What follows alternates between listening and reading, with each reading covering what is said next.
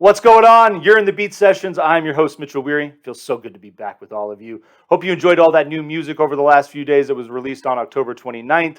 I was up in the Phoenix area out in the desert over the weekend DJing the Javelina 100. It's the biggest ultra marathon in the country. It is a marvelous event.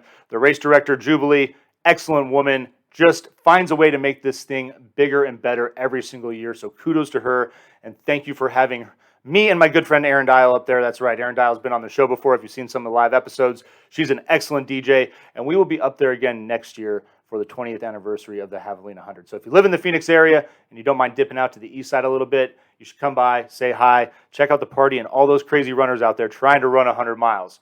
But enough about that. Let's talk about the War on Drugs and their brand new record, I Don't Live Here Anymore. They released that on October 29th. This is their fifth studio album and follows up 2017's A Deeper Understanding. That album won the Grammy for Best Rock Album of the Year, and I have a feeling that I Don't Live Here Anymore is going to at least be nominated for that accolade. Just another fine effort from Adam Grandiseel and co. This album really just sees them build on their sound and expand it a little more, and it's not like they ever overreach or try to do anything grandiose. It's all in the production. It's all the way they put songs together, different instrumentation, certain elements, and different genres as well. I'm really loving the bright 80s synths on this record. This album sounds like, honestly, Bruce Springsteen, Billy Idol, and The Cure, Robert Smith, came together and had a collaboration. That's the vibe that I'm getting from this record. I love the 80s soft rock feel, but there's also this new wave element. But like the War on Drugs, it's grounded in this kind of like country rock, heartland rock feel. And it's so much fun to listen to. I absolutely love their sound. I love the way that they've grown over the last decade. I was talking about Rufus Du Sol last week. The War on Drugs is definitely another one of those bands that I've really enjoyed watching over the last decade. Just do their thing and grow as artists. And what's cool about this record is, they had to face COVID challenges with that. I think that's more interesting than a band making a COVID record is how they went about making the record. Like, what about your dynamic changed? And in the process, did your band become better? And I think the War on Drugs is a really good example of that. Adam Grandiseel has always been the visionary of this project, but he talks about, just encouraging his bandmates to take more initiative and more responsibility for their roles. And you definitely get this great energy of this album. It's just fresh, and it sounds like there's just more ears and more input on this thing. And I think that ultimately that was the only way for this band to really grow and go in a constructive direction. So I'm loving that dynamic on this record. I'm loving the genre feel of it. This album is a lot of fun to listen to. I have no doubt that this is going to be in my top 10 by the end of the year. Opens up with Living Proof. It's got this soft acoustic intro, this piano element that comes in. It's this beautiful slow track, but then it's got this great solo in the coda. And that's another thing I'm loving about this record is the guitar work is quite excellent. Really enjoyed that element of this record a lot.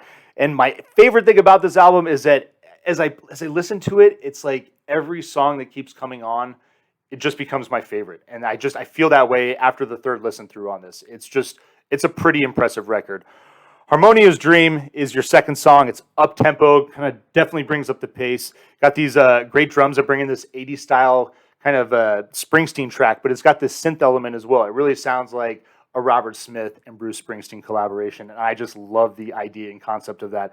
Change, one of my two favorite songs on this record, though. It's just got a great alt-rock sound to it, elements of classic rock and heartland rock, but it kind of reminds me of what Arcade Fire was doing with Neon Bible. Think of that record and kind of that sound there. I absolutely love the vibe of it.